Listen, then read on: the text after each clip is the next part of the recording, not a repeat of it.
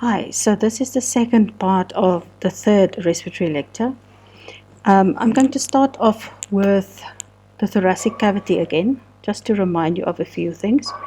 First is that the thoracic cavity is divided into three areas.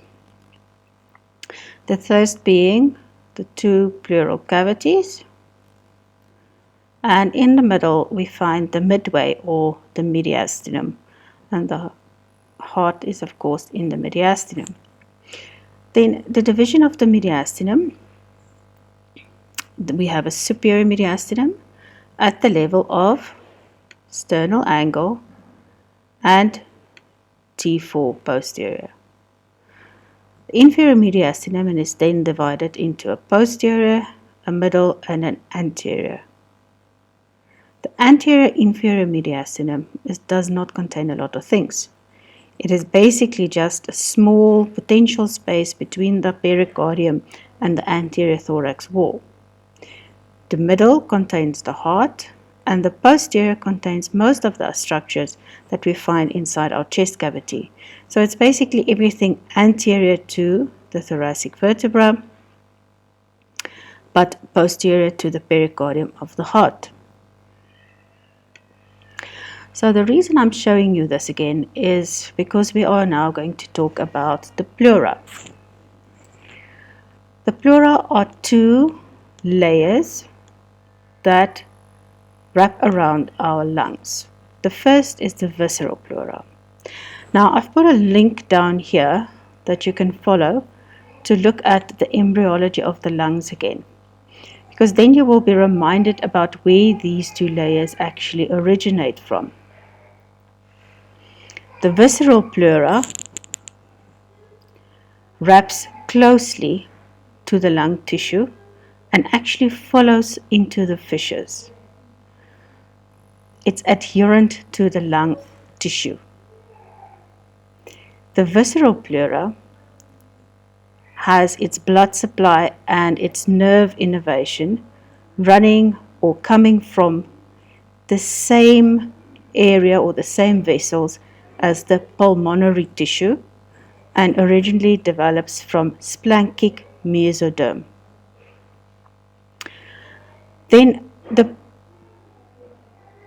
parietal peritoneum lines the thoracic cavity.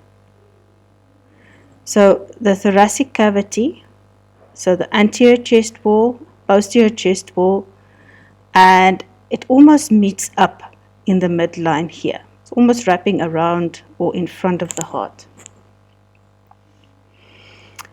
And the parietal peritoneum originates from the thoracic wall and has its origin from the somatic mesoderm. And in between these two, between the parietal and visceral pleura, we will find the pleural space. Just remember, the pleural space is a potential space. It is not a physical space. Can fill up with air, can fill up with different kinds of fluids. And there are areas between the visceral and parietal pleura that have even more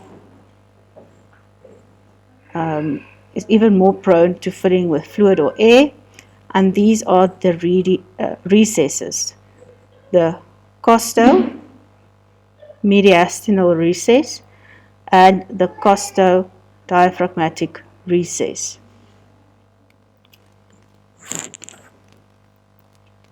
So this is the same as I've just said to you in the previous slide. The arterial supply of our visceral pleura runs with the pulmonary tissue. So our lung tissue gets its blood supply from bronchial arteries, and the bronchial arteries originate from the descending aorta. The parietal pleura receives its blood supply from the same arteries as the thoracic cage.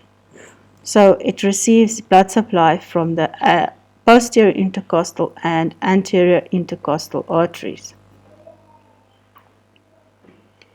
Let's have a look at the structure of the lung hilum, or the root of the lung, and then I will show you the anatomical features of both lungs. So the root of the lungs is the area where arteries enter, vessels exit, and the bronchus goes into the lung itself. At the bottom end of the hilum of the lung, we will find something called a pulmonary ligament. The pulmonary ligament is a double layer of pleura, and it sort of hangs from the root of the lung. So as we have visceral and then parietal pleura here, it actually wraps up in the pulmonary ligament that it physically has 4 layers of pleura. So the root of the lung is where everything enters into each of the 2 lungs. It's like the like the root of a plant, where structures go in and others come out. These are the anatomical features of the lungs.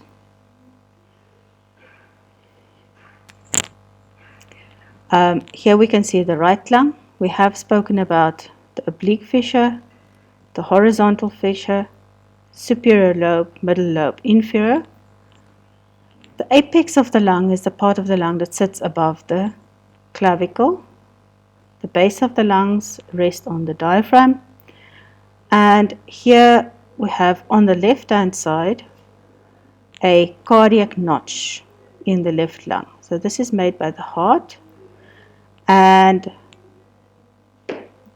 a little part of the superior left lung sticking out here is called the lingula, that sits anterior to the heart. We will discuss the different surfaces of the lung when we are in dissection, that you can have a look at it. You can just know that the lungs have three different surfaces and 3 different borders. More important is to understand the different indentations that we find in the lung, on the medial side of the lungs, where they come from, so that you can identify if we are looking at a left or a right lung. And this we will discuss tomorrow afternoon in practical. And that's it from me for today. Thanks. Bye.